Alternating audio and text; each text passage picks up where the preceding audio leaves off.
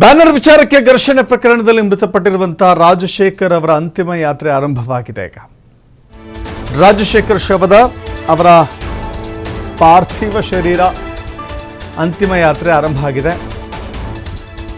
ಆ ಶವದ ಮೆರವಣಿಗೆಯಲ್ಲಿ ಹೆಗಲು ಕೊಟ್ಟಿದ್ದಾರೆ ಉಭಯ ಶಾಸಕರು.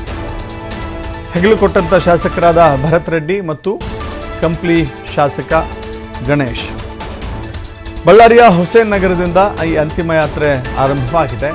ಅಂತಿಮ ದರ್ಶನದ ಬಳಿಕ ಈ ಅಂತಿಮ ಯಾತ್ರೆ ರಾಜಶೇಖರ್ ಅವರ ಕುಟುಂಬಸ್ಥರಿದ್ದಾರಲ್ಲ, ಅವರ ಫ್ಯಾಮಿಲಿ, ಅವರ ಆಕ್ರಂದನ ಮಾತ್ರ ಯಾರೂ ಕೇಳೋರಿಲ್ಲ. ರಾಜಕೀಯ ಆರೋಪಗಳು ಸಾಕಷ್ಟು ನಡೀತಾ ಇದೆ. ಒಂದು ಕಡೆ BJP, ಮತ್ತೊಂದು ಕಡೆ ಕಾಂಗ್ರೆಸ್, ಅವರ ಗುಂಡು ಇವರ ಗುಂಡು, ಅವರ ಪಿಸ್ತೂಲು ಇವರ ಪಿಸ್ತೂಲು, ನಾನು ಬೆಂಕಿ ಹಚ್ಚಿ ಭಸ್ಮ ಮಾಡಿಬಿಡ್ತೀನಿ, ನಾನು ಬೆಂಕಿ ಹಚ್ಚಿಬಿಡ್ತೀನಿ, ನಾನು ಹೇಳಿದ್ರೆ ಹಂಗಾಗ್ಬಿಡುತ್ತೆ ಹಿಂಗಾಗ್ಬಿಡುತ್ತೆ, ನಾವಿಂಥವೆಲ್ಲ ಎಷ್ಟು ನೋಡಿಲ್ಲ. ಇದೆಲ್ಲ ರಾಜಕೀಯ.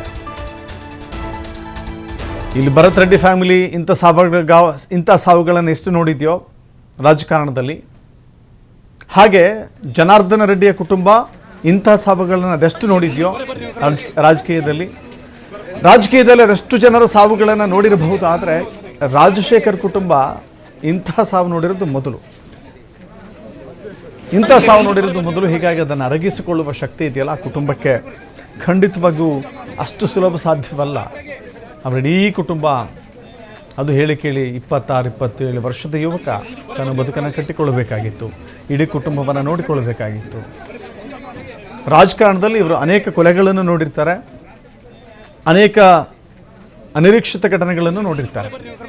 ಬಟ್ ಅವರ ಕುಟುಂಬ ನೋಡಿರೋದು ಇದೇ ಮೊದಲು. ಅವರ ಕುಟುಂಬಕ್ಕೆ ಆಗಿರುವಂಥ ಆಘಾತ ಇದೇ ಮೊದಲು.